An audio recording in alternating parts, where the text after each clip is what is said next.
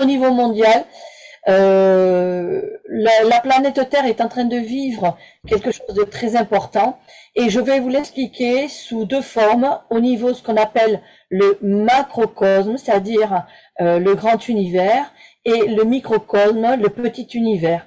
Mais en même temps, je vais vous dire quel est le travail que nous devons faire pour s'associer à cet événement cosmique.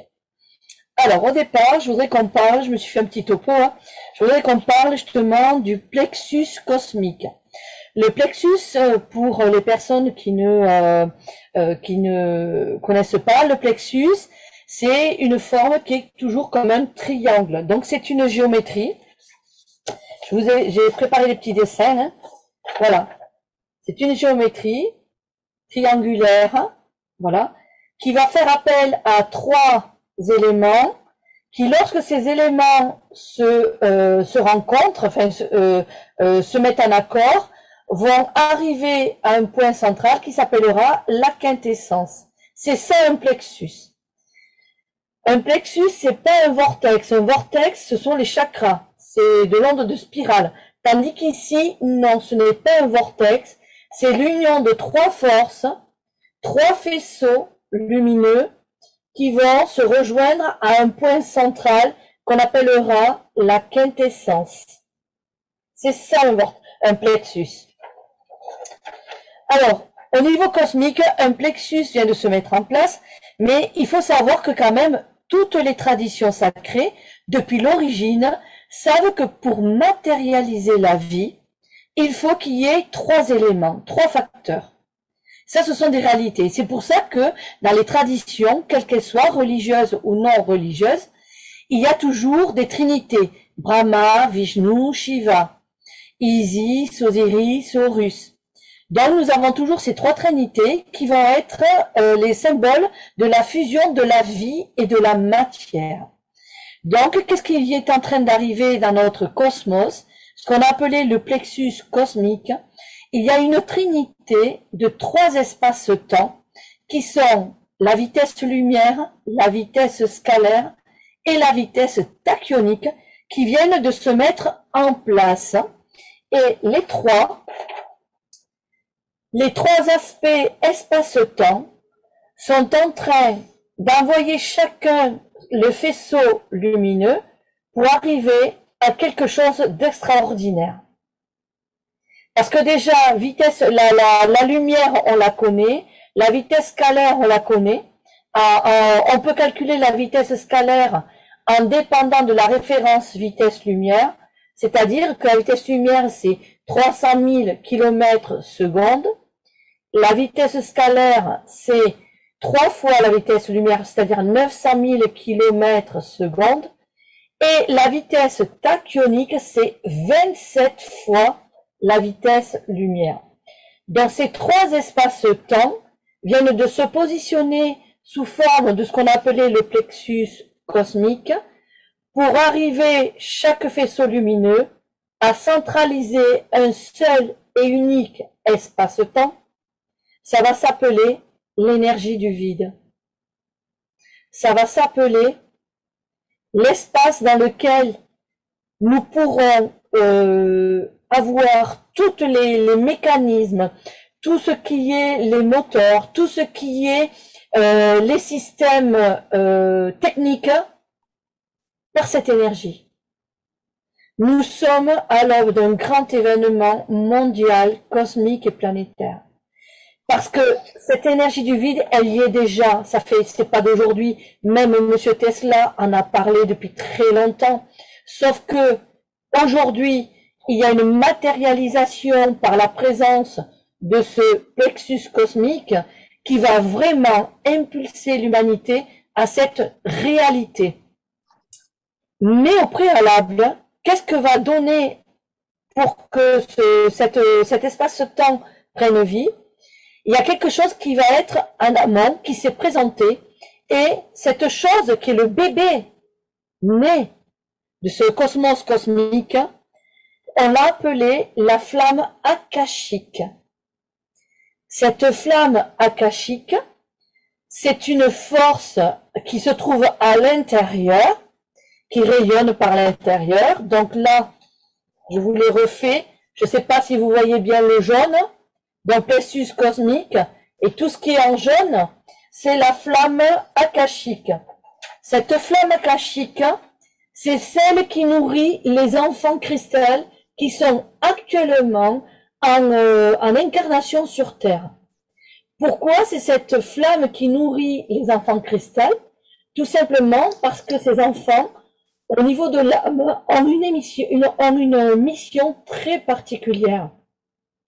Ils vont impacter l'humanité et leur mission principale, c'est de faire évoluer les technologies vers le voyage dans le temps. Je vous assure, je suis en train de parler, il y en a qui vont se dire, celle-là, elle est allumée. Laissez passer l'avenir et vous verrez bien qu'est-ce qui va se passer. Il y a 30 ans, 40 ans, on aurait dit qu'on parlerait dans un petit téléphone sans fil.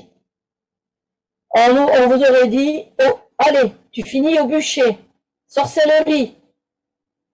Il y a 100 ans en arrière, on nous aurait dit, voilà, tu prends un avion et tu rejoins un autre pays, sorcière, au bûcher. Ben, c'est pareil. Aujourd'hui, vous pouvez me dire, au bûcher. Mais on verra bien. Parce que ces enfants de cristal, ils ont un délai de travail.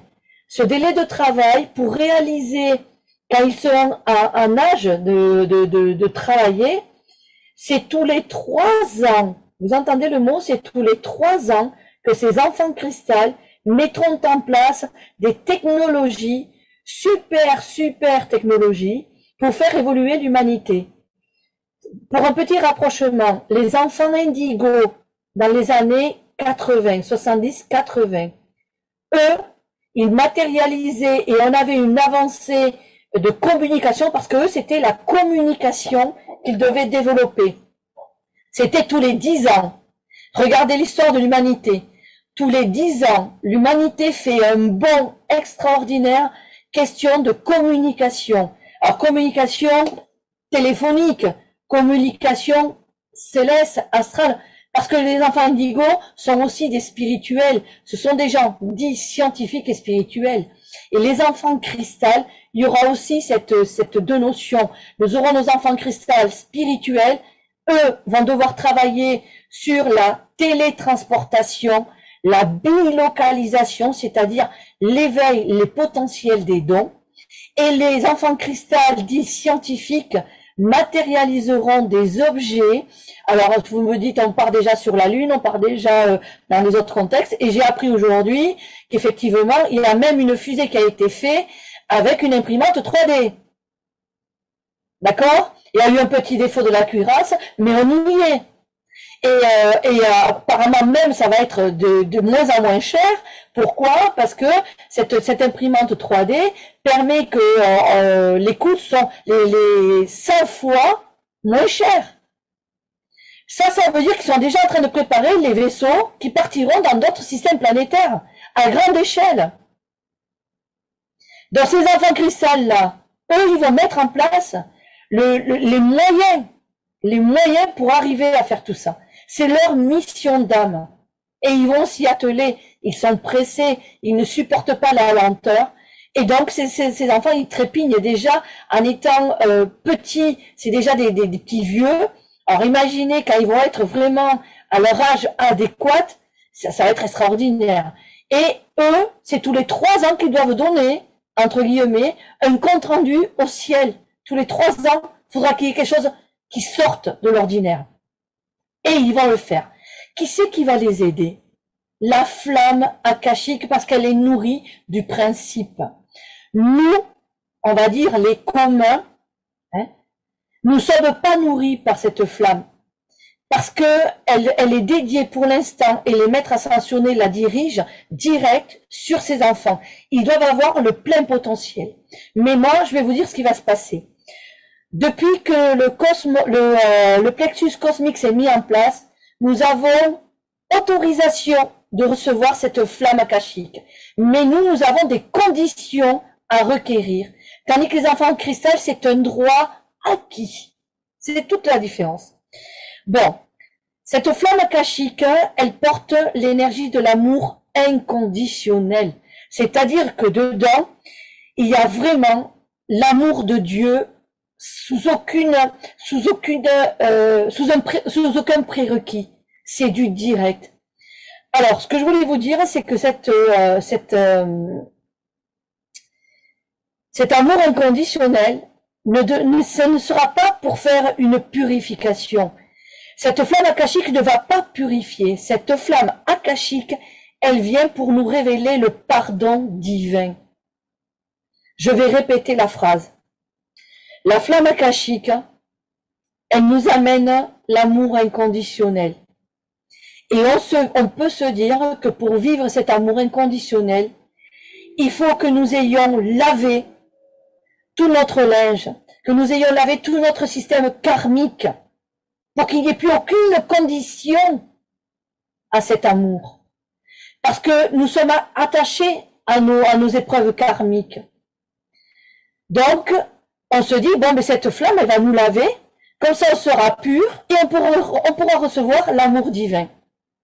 Pas du tout. Cette flamme, elle va arriver par un autre attribut. Elle va nous permettre d'accéder à l'amour inconditionnel, mais par le biais de quelque chose d'extraordinaire que Dieu va nous pardonner.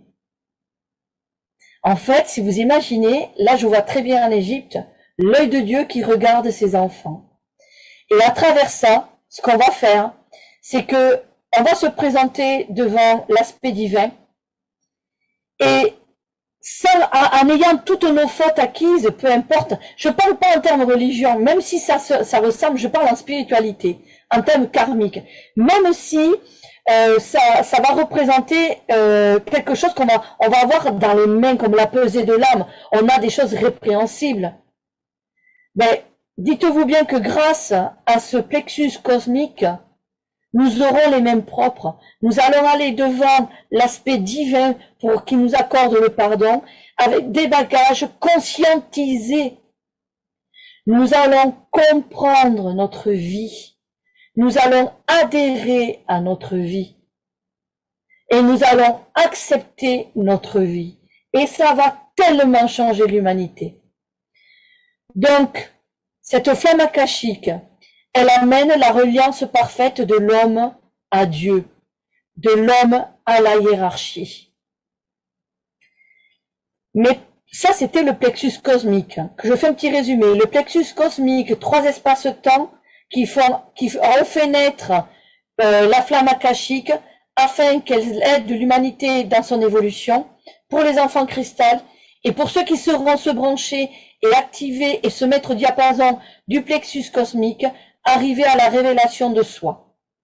Mais qu'est-ce qu'un plexus solaire? Parce que maintenant, il faut parler, qu'est-ce que nous avons en nous? C'est quoi notre plexus à nous? Mais notre plexus, c'est un lieu de stockage. En fait, notre plexus, il est fait pas par des noms, comme j'ai dit tout à l'heure, qu'on pouvait avoir les 3 trinités, Brahma, Vishnu, Shiva. Ben nous, on pourrait dire, mais sans terme religieux, mais notre plexus, il est constitué du Père, du Fils et de l'Esprit. C'est-à-dire trois événements qui constituent nos 3 plans, notre corps physique, notre corps astral et notre corps mental. Et donc, à travers notre plexus est un lieu de stockage de la mémoire de l'âme, des expériences que nous n'avons pas acceptées. Et donc le plexus va servir de hangar, de stockage, dans lequel toutes ces expériences mal vécues, non acceptées, les traumatismes, les refus vont se mettre à l'intérieur jusqu'à qu'on déstocke. Parce qu'il y a une méthodologie de déstocker tout ce qu'on met dans ce plexus. Parce que au moment où il va arriver à saturation, nous aurons des problèmes. Alors, le travail principal d'un plexus solaire, c'est de codifier l'expérience qui arrive, afin qu'elle soit travaillée de telle manière que lorsque ces expériences arrivent au mental, c'est-à-dire au chakra 7, au cerveau, ils puissent comprendre les données. Donc, le plexus a une importance vitale de compréhension de la vie parce que c'est lui qui va envoyer la première codification des énergies. Et grâce à ça, le chakra 7, l'analyste, il va pouvoir comprendre ce qui vient de se passer. Sachez que le plexus, c'est pas le barème du jugement. Le plexus, il ne juge pas. C'est une bonne expérience, c'est une mauvaise expérience. Le plexus, il prend l'énergie de l'expérience, il la codifie et il expédie à l'analyste. Voilà. Mais si le plexus fait grève, ce qui est en ce moment partout dans la rébellion totale, s'il fait grève, mais il n'a pas le droit, parce que c'est quelque chose de divin, mais le plexus peut arriver à saturation, parce que à force de mal vivre, de ne pas accepter, d'aller à 300 à l'heure, de ne pas faire attention à notre hygiène de vie, etc., on bloquera notre plexus, parce qu'on y met des cartons, et ça arrivera à saturation. Alors, comment on peut diagnostiquer qu'un plexus est à saturation?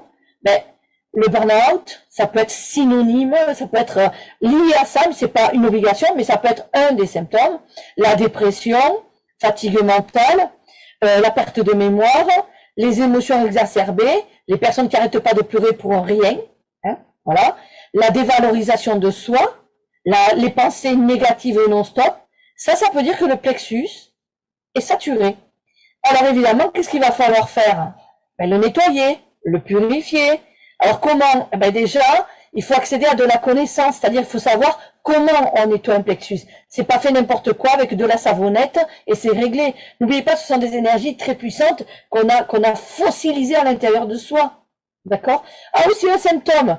Le plexus, quand vous vous appuyez sur la zone du plexus, il vous fait horriblement mal. Ça, c'est un des symptômes que vous avez le plexus à saturation. Donc, pour travailler sur le plexus, il faut faire des détachements karmiques, hein, sur les vies présentes et les vies antérieures aussi.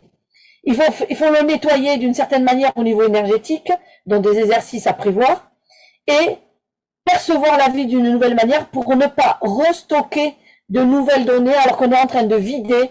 Faut pas re-remplir. Faut être plus intelligent que ça. Il faut arriver à changer son regard de la vie. Bon, qui c'est qui va nous aider à faire tout ça? De la fusion des deux plexus.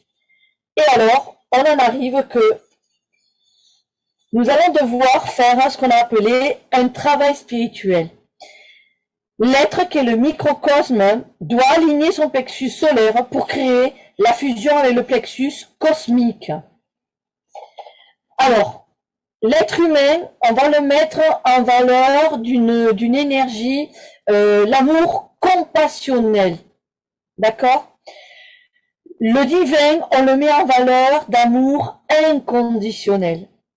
Ben, c'est l'homme qui doit travailler, l'être doit travailler son siège émotionnel, c'est-à-dire son plexus solaire, pour pouvoir créer un appel par la loi d'attraction à ce que le plexus cosmique descende s'aligner au plexus solaire. Qu'est-ce que ça va donner? Ça. Qu'est-ce que c'est? Alors, nous avons le plexus solaire qui appartient à l'être humain. Nous avons le plexus cosmique qui appartient au ciel. L'être humain développe dans son plexus solaire, il va y mettre de l'amour compassionnel face à tout le travail de déblocage, d'ouverture de son plexus, de lâcher prise, de détachement. L'être humain arrivera à l'amour compassionnel et c'est le plus haut qu'on peut arriver. C'est énorme. Donc ça, c'est grâce au travail que l'on va faire de débloquer le plexus. Et en échange, le ciel va amener à la descente l'amour inconditionnel. Et lorsque les deux seront unis dans cette fameuse étoile de David qui se dessine, nous obtiendrons la quintessence du lien des travaux célestes et terrestres, le pardon divin, le vrai. Donc vous avez compris que nous devons travailler pour pouvoir amener que les énergies de la compassion montent, pour après que le plexus cosmique réponde à l'appel en faisant descendre lui l'amour inconditionnel. Et à la fusion, nous obtiendrons ça. Alors évidemment, vous allez me dire, bon, le pardon, c'est quoi? Mais pour nous, ça va représenter la guérison des blessures les plus profondes. Tout ce qui, depuis des vies antérieures, nous poursuit. Les styles de blessures qui sont annoncés comme le rejet, la trahison, l'injustice, l'abandon, toutes ces blessures-là importantes ne seront plus à l'ordre du jour. Avec ça, il va se créer des ouvertures de vie. Les ouvertures de vie, c'est des opportunités. Alors, vous allez me dire que je vends du bonbon en rose. Rien du tout. Tout ce travail, d'accord? Nous sommes le créateur de notre destin et on a le droit de changer notre destin. En travaillant sur notre mental, sur notre cœur, nous arrivons à créer un lien de telle manière que nous arrivons à marquer et à instruire des choses dans notre vie, des programmes qui n'étaient pas inclus sur notre destin, mais que nous allons créer par notre propre volonté et notre libre arbitre d'aujourd'hui.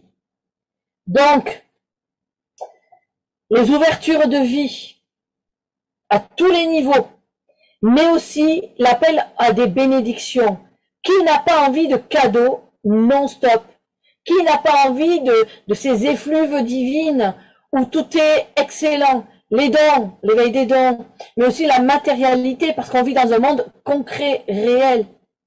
Pouvoir avoir le sou pour pouvoir vivre décemment, mais en même temps aussi, tout ce qui est de l'ordre de se retrouver dans sa spiritualité, dans son être intérieur, dans le mot de je suis. C'est un programme extraordinaire. Et comment on va y arriver? Mais grâce au portail. Parce qu'en fait, tout ce que je suis en train de vous dire, c'est quelque chose qui est en train de se positionner à l'instant, dans ce mois de mars. Alors, le portail, 23-03-2023. Donc, si je suis mes calculs, nous avons sur le nombre 23, deux lettres hébraïques, toujours pareil en termes kabbalistiques, la lettre Kaf et la lettre Gimel. Donc, Kaf, c'est le corps de résurrection, c'est-à-dire c'est l'aspect de recevoir. Et Gimel, c'est la grâce divine, l'abondance. Déjà, 2023 nous amène à ça. N'oubliez pas que dans le portail du 3 qu'on a vu, le 3-03-2023, on a parlé de renaissance. Nous allons renaître. Mais cette renaissance, il faut choisir, j'avais dit, choisissez le vêtement que vous voulez porter pour devenir. Ben là, ce qui est en train de se passer avec ça, là, avec les deux plexus, le premier plexus solaire, on l'a vu le 3, le plexus cosmique, on l'a le 23, aujourd'hui. Et c'est grâce à ça que nous pouvons maintenant, on va dire, renaître, mais dans des conditions totalement différentes de notre souhait de vie. Ensuite, on va reprendre la date à l'intégralité, 23-03-2023. On fait les petites additions de tout et on arrive à 15. Mais 15, ça n'existe pas en rang kabbalistique, au niveau des lettres. Donc, nous avons 10 et 5. 10 étant Yod, qui est la main de Dieu. Et la main de Dieu, elle sème, elle donne, elle transmet. Après, on peut dire de la connaissance, mais pas que. Et ensuite, nous avons la lettre He, qui est le souffle divin. C'est la reconnexion, l'accomplissement. Donc, He nous amène à de la puissance et de la conscience. Mais à nouveau, on peut encore calculer plus loin. On va additionner et on arrive au chiffre 6. 6, c'est la lettre Vav. La lettre Vav qui est la reliance du ciel à la terre, je suis. Eh bien, voilà, les nombres parlent d'eux-mêmes. Ils sont en train de nous dire que ceci est en train de se matérialiser dans notre système cosmique pour que nous puissions nous avancer dans l'aspect divin pour nous réaliser. Il va falloir quand même travailler parce que le plexus solaire, c'est notre problème. Le ciel, il sait s'occuper de lui. Il sait attendre, il sait faire descendre les énergies comme il faut. Mais nous, notre plexus solaire, il n'est pas prêt. Parce qu'un plexus, s'il est engorgé, il ne peut pas recevoir cette énergie. Parce qu'être engorgé, ça veut dire être en rébellion. Ça veut dire rejeter tout. Ça veut dire être fâché avec la vie. Ça veut dire ne pas apprécier qui on est. Tant qu'on sera dans le refus de notre identité d'âme et de personnalité, c'est à ce moment-là, tant qu'on est dans ce refus, qu'on ne peut pas se connecter. Mais quand même, n'oubliez pas qu'il y a un bébé qui est né de la Trinité, la flamme akashique.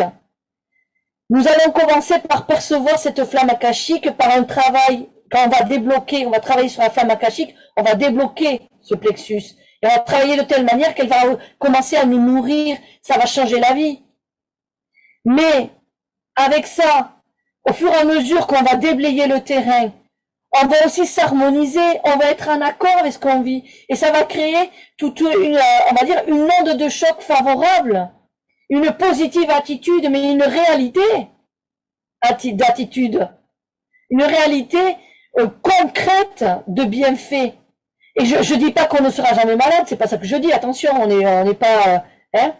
Mais ce que je dis, c'est que la vie sera d'une manière où on aura envie de vivre sur cette terre. Vous comprenez? On appréciera qui nous sommes. Et grâce à ce plexus qui sera bien purifié, bien nettoyé, à ce moment-là, nous pourrons opérer cette fusion. Alors là, il n'y a pas de question, mais moi je peux vous en poser une. On pourrait se demander, oui, alors la fusion, est-ce qu'elle peut être immédiate ou est-ce que ça va prendre plusieurs vies? Mais non, dans cette vie, pour notre siècle à nous. Et pour les retardataires qui feront rien, eh bien dans la prochaine, au revoir, et à bientôt, hein, on se retrouvera. Moi je suis désolée, hein. Moi je vis ici maintenant, hein. Je la veux maintenant, ça. Parce que le ciel nous propose cette opportunité aujourd'hui. Mais dites-vous bien qu'il y a toujours les précurseurs, les lents ou les gens qui attendront, pour voir comment ça se passe, pour voir, voilà, un exemple, on attend toujours. On part pas en premier, on attend toujours qu'on voit le résultat. Et après, on s'y mettra. Et puis, vous avez les purs et durs, non, tout ça, ça me dépasse, ça c'est pas pour moi. Mais rendez-vous dans la prochaine vie. C'est pas grave, hein. Moi, je vais en profiter dans celle-là. C'est sûr. Et qui a envie, n'hésitez pas. Vous pouvez suivre. Hein. Alors, donc, Anne-Sophie a marqué que si vous avez des questions, n'hésitez pas hein, à les marquer. Moi, j'ai fait mon petit topo.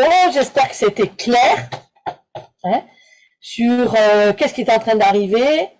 Ces deux plexus, notre plexus solaire, il a toujours été en nous, c'est clair. La nouveauté, c'est le plexus cosmique, parce que ces trois temps, ils ont toujours été au niveau universel. Mais qui s'associent, c'est ça la nouveauté. Qui décident de se mettre dans cette triangulation, dans cette trinité, ça c'est nouveau. Et qu'ils ont fait naître, qu'ils ont fait arriver par naissance la flamme akashique, ça c'est extraordinaire. Parce qu'elle existait avant cette flamme akashique, puisque les enfants de cristal datent déjà depuis 2010, les premiers enfants de cristal. Donc eux, ils avaient le lien direct avec le ciel. Parce qu'ils étaient nourris par les maîtres, c'est les maîtres qui dirigeaient la flamme akashique aux enfants. Maintenant, nous, on n'a pas accès. On doit travailler, on doit faire des efforts. Alors, est-ce que le travail, quel est le travail qui est à faire pour accéder?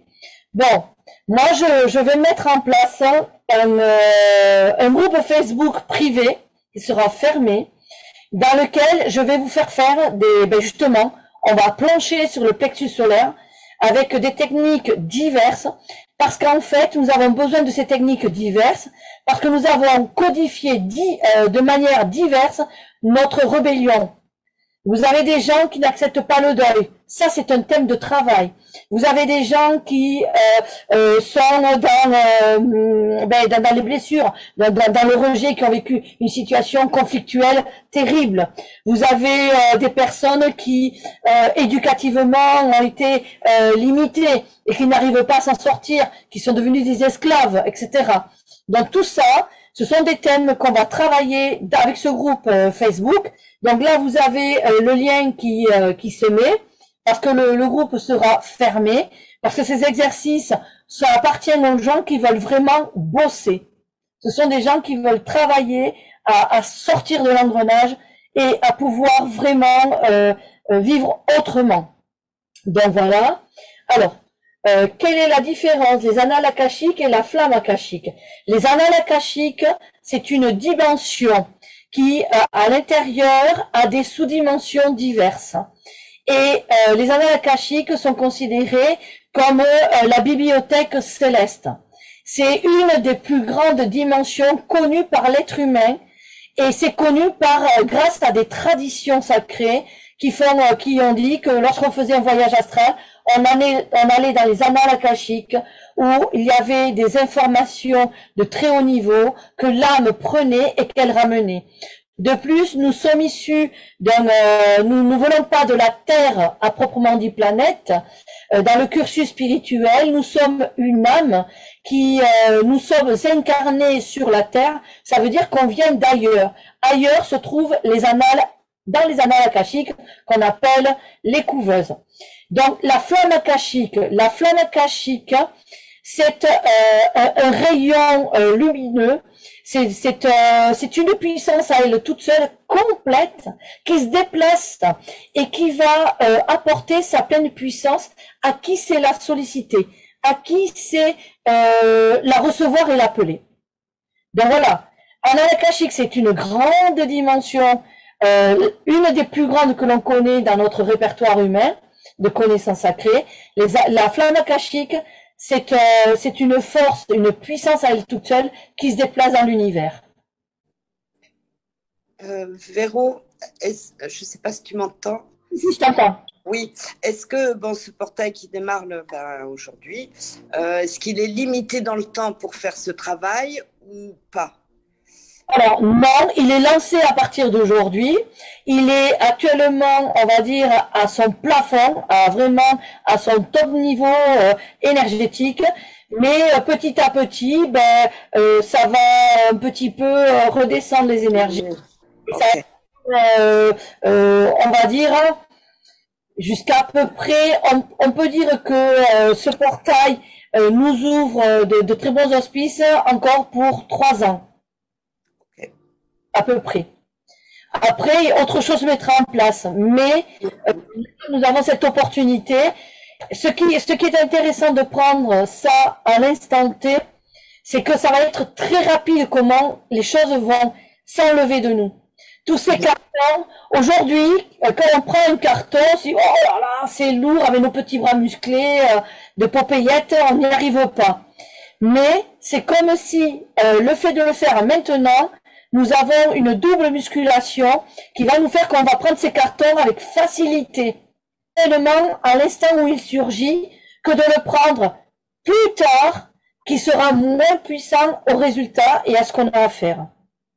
C'est une opportunité, mais elle est énorme, énorme, énorme. Alors, comment saurons-nous que la fusion des... Ah, Emmanuel, toujours pareil. Comment on le saura? Ta vie sera le témoignage. En fin de compte, les résultats se verront physiquement, spirituellement, mentalement, à tous les niveaux. On verra tous les domaines être dans les ouvertures. Je crois qu'il y a un mot qui pourra être employé dans ce cas-là. Quand on vous demandera comment tu vas? Ben, vous pourrez dire je suis heureuse. Ah ah, qui le dit aujourd'hui? Moi, Daniel, je te vois. Mais, alors, oui, Daniel, mais parce que tu sais prendre ta vie comme il faut et tu as beaucoup travaillé sur toi. Mais dans le mot bonheur, il faut qu'il y ait une continuité. Il faut qu'il y ait quelque chose qui soit équilibré, stable. Or, des fois, je vais bien, je vais mal, je vais bien, je vais mal, petit coup de grisou. Tout ça, il faut plus que ça soit. En fait, il faut vraiment que le mental reste solide. Parce que c'est lui qui va créer de la matière dans le futur. C'est lui qui dira j'ai besoin de ça et qui va le matérialiser. Nous sommes à l'aube de pouvoir mettre en place notre matérialité. J'ai besoin de ça et je me le crée. Vous imaginez, nous allons être nous-mêmes hein, l'imprimante 3D. Alors, gna gna gna. Ah, où faut-il signer? Ouais, tu es dans le lien, hein, retourne sur le lien, tu cliques et tu fais partie du groupe Facebook privé pour pouvoir travailler dessus. Vu qu'il n'y a pas d'autres questions pour le moment, Véronique, est-ce que tu pourrais expliquer un petit peu en quoi consiste ce groupe? Qu'est-ce qui va se passer? Avec quelle fréquence tu vas partager quel type de contenu? Tout ça, tout ça. Bon, j'avais déjà l'expérience des vibrateliers avec la chaîne de Jocelyn. C'est un petit peu des vibrateliers, mais avec une méthodologie un peu différente. Donc c'est sûr que je vais axer le travail sur le déverrouillage du plexus solaire. Et comme je le disais, dans notre plexus, il y a des cartons multicolores, c'est-à-dire des expériences très différentes qui ont pénétré dans le plexus et qui nous font des outils et des astuces différentes pour pouvoir arriver à sortir chaque carton de son logement. Donc, je pense faire un travail tous les 15 jours, c'est-à-dire une fois, moi j'aimerais bien, mais ça on verra avec le groupe Facebook, quel est le jour de prédilection où on pourrait se mettre en travail. Moi j'aime bien le jeudi, ça me correspond bien à ma semaine. Dans le premier thème, on travaille. Je vous donne l'explication et les outils. Et dans le deuxième temps du même mois, on fait un bilan parce qu'il faut que je vous corrige. Il faut qu'on voie si le carton est vraiment sorti. Il faut qu'on analyse comment vous avez vécu ça. Donc, il y aura les questions-réponses et évolution sur soi avec toutes les réponses qui vous appartiennent personnellement et une méditation guidée et on relancera un nouvel exercice, etc. Donc voilà comment je compte mettre en place ce travail-là. Alors on pourra le faire en direct sur Facebook, comme aussi faire des vidéos selon la demande pour pouvoir que vous puissiez retravailler les exercices. Voilà. Ça commence à partir de quand le groupe? Alors, oui, très bonne question. Je regarde mon petit planning. Je pourrais le mettre en place à partir de, on va dire la deuxième quinzaine d'avril. On va dire le 17 avril. À partir du 17 avril, si je dis le jeudi, allez, le premier rendez-vous sera le jeudi 20 avril. On va commencer, on va démarrer sur ce plexus là à fond et on va surtout pouvoir bénéficier de ce portail parce que comptez sur moi pour que ces énergies descendent et qu'on travaille avec le portail. Les vibrateliers, c'était sur des thèmes qu'on avait décidés et voilà, et on balançait les exercices, etc. Tandis que là, je compte bien, par canalisation, vous faire travailler direct la flamme akashique et vous amener à vivre ce portail, ce plexus cosmique, de commencer à entrevoir ce qui va être sur vous.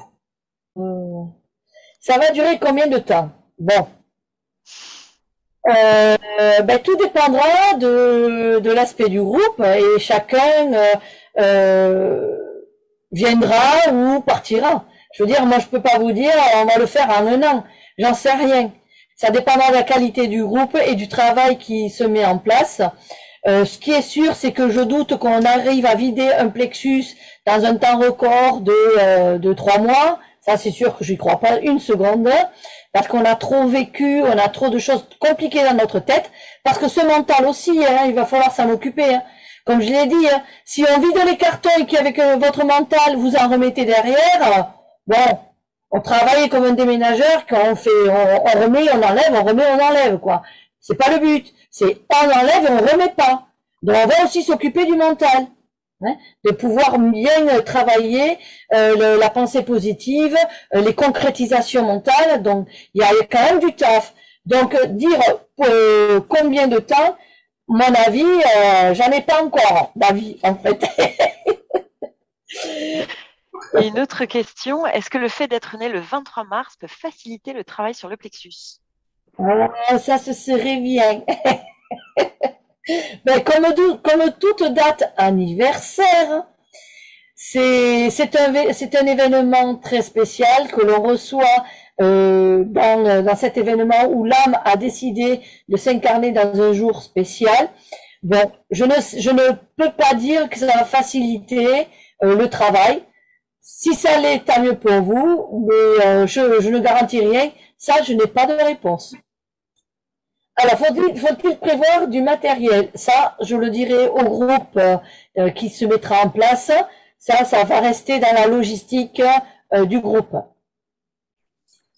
Non, il ne faut pas avoir des connaissances particulières. Il n'y a pas de prérequis, uniquement une bonne volonté de vouloir travailler sur soi et de vouloir enrichir sa vie de connaissances. Parce que à travers ces ateliers, il y aura quand même aussi beaucoup d'explications, il y aura de la canalisation, donc il y aura de la connaissance qui va être distribuée en même temps. Donc c'est aussi un partage, hein. On sera aussi à pouvoir être dans l'échange, surtout quand on fera le petit bilan de chaque exercice, comment vous l'avez perçu et ce qui s'est bien passé, ce qui s'est mal passé, comment on va pouvoir arriver ou vous toute seule enlever le carton ou moi et vous enlever le carton à deux. Voilà, déblayer le terrain quoi. Des fois il faut savoir être aidé, hein. Mais il y a des émotions qu'on ne pourra pas enlever toute seule. Malgré qu'on veuille, malgré que qu'on a toute la volonté requise, des fois, eh ben il y a une aide extérieure qu'il faut appeler. C'est pour ça que les anges existent, parce que on n'est pas surhumain et on peut, grâce aux orbes angéliques, demander du secours. C'est ce qui nous a toujours été appris dans les traditions. Donc à un moment donné, ben, il faut savoir appeler au secours pour et c'est sans aucun état de faiblesse ni jugement, mais il y a des gens qui savent le faire, hein, mais il faut avoir confiance, voilà. Voilà. Bon, ben, je pense que voilà, tout a été dit et expliqué.